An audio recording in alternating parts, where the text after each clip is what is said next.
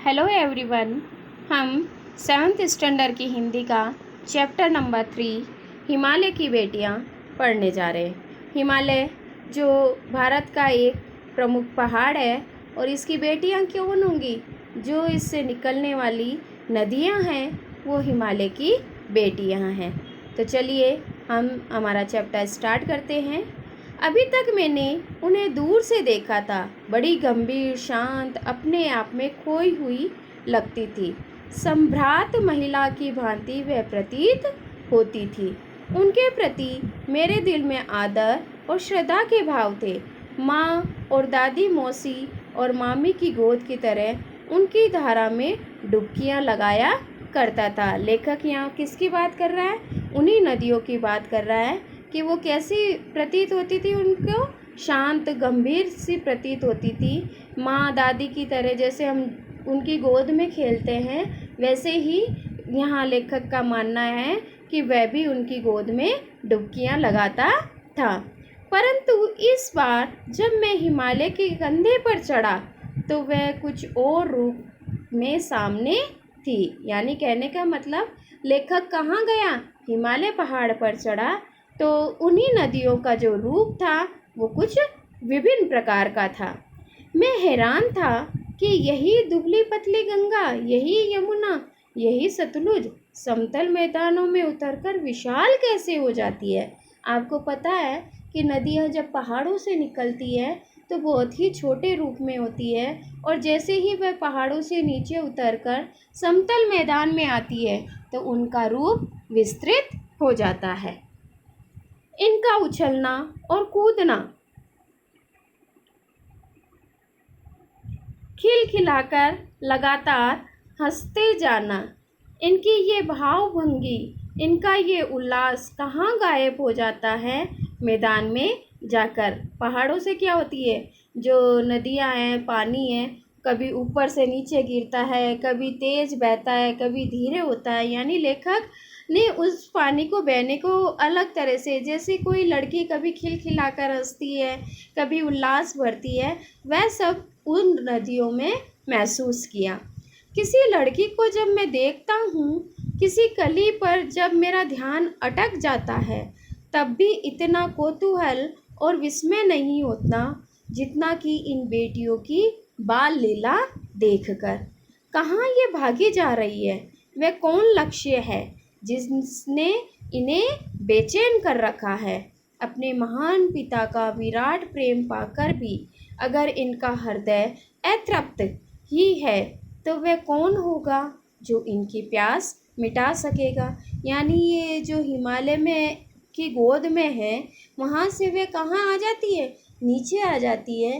तो लेखक का मानना है कि अपने पिता का, हिमालय रूपी पिता का इतना प्रेम पाकर भी इनका हृदय तृप्त नहीं हुआ है। यानी इन्हें और प्यार पाने की लालसा है। तो वह कौन है जो इनकी इस लालसा को शांत कर सकेगा? बर्फ जली नंगी पहाड़ियाँ, छोटे छोटे पौधों से भरी घाटियाँ, मधुर अधिताएं, सरसब्ज उपत्यकाएं, ऐसा है इनका लीला निकेतन। निकेतन यानी घर। खेलते खेलते जब ये जरा दूर निकल जाती है तो देवदार, चीड़, सरो, चिनार, सफ़ेदा, केल के जंगलों में पहुंचकर शायद इन्हें बीती बातें याद करने का मौका मिल जाता होगा। कौन जाने बूढ़ा हिमालय अपनी इन नटखट बेटियों के लिए कितना सिर धुनता होगा। बड़ी बड़ी चोटियों से जाकर पूछिए तो उत्तर में विराट मौन के सिवा उनके पास और कुछ भी नहीं रखा है। देखो, हिमालय सबसे ऊपर, हिमालय की जो चोटी है वो पहाड़ बर्फ़ से ढकी रहती है और उससे जब नीचे आते हैं वह बर्फ़ पिघलती है तो यही नदियाँ रूपी बेटियाँ वहाँ से बहने लगती हैं। और नीचे आते हैं तो यहाँ पर छोटे छोटे पेड़ पौधे दिखाई देती हैं जहाँ से ये नदियाँ खेलते खेलते और आगे बढ़ती है। और फिर देवदार, चीड़, सरो, चिनार ऐसे जो पेड़ हैं, इन पेड़ों के जंगलों से होकर वो और आगे बढ़ जाती है और उन्हें पीछे का शायद कुछ याद ही नहीं होगा, ऐसा लेखक का मानना है।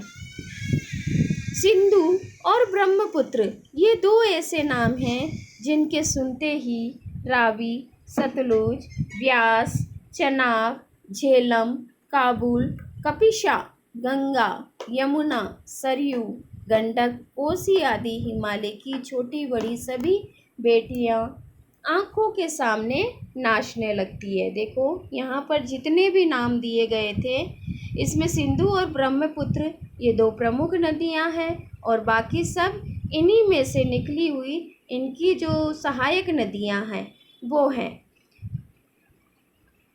वास्तव में सिंधु और ब्रह्मपुत्र स्वयं कुछ नहीं, दयालु हिमालय के पिघले हुए दिल की एक एक बूंद न जाने कब से इकट्ठा होकर इन दो महानदों के रूप में समुद्र की ओर प्रवाहित होती रहती है।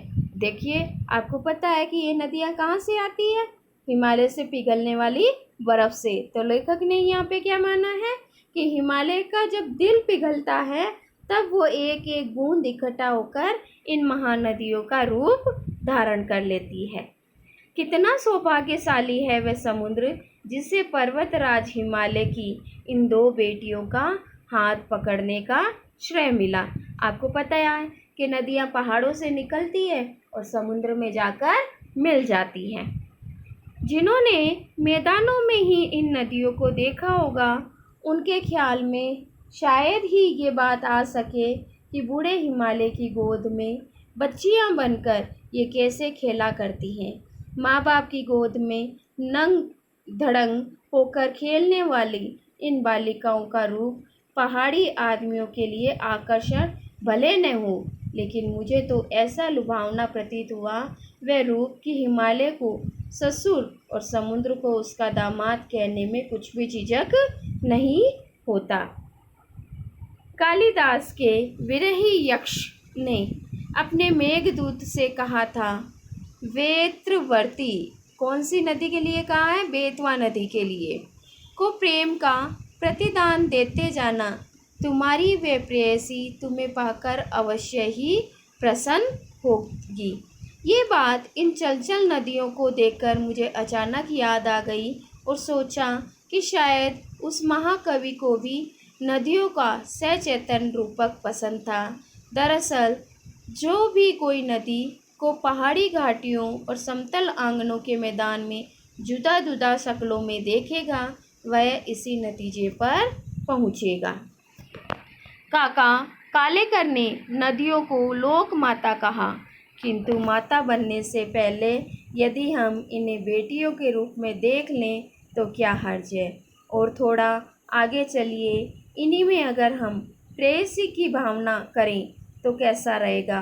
ममता का एक और भी धागा है जिसे हम इनके साथ जोड़ सकते हैं। बहन का स्थान कितने कवियों ने इन नदियों को दिया है। एक दिन मेरी भी ऐसी भावना हुई थी। तो लिड़ की बात है, लिड़ यहाँ क्या है? तिब्बत।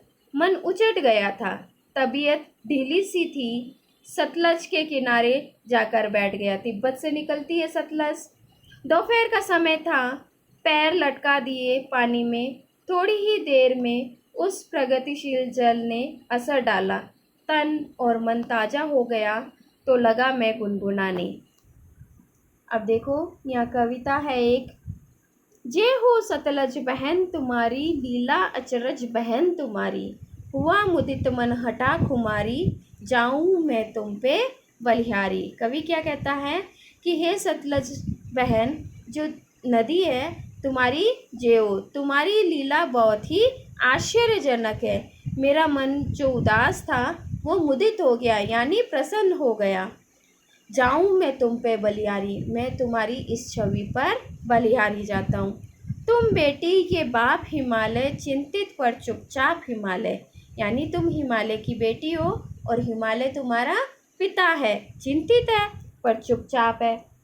प्रकृति नटी के चित्रित पट पर अनुपम अद्भुत छाप हिमालय। इस प्रकृति पर जो हिमालय की पहचान है वो बिल्कुल अद्भुत है।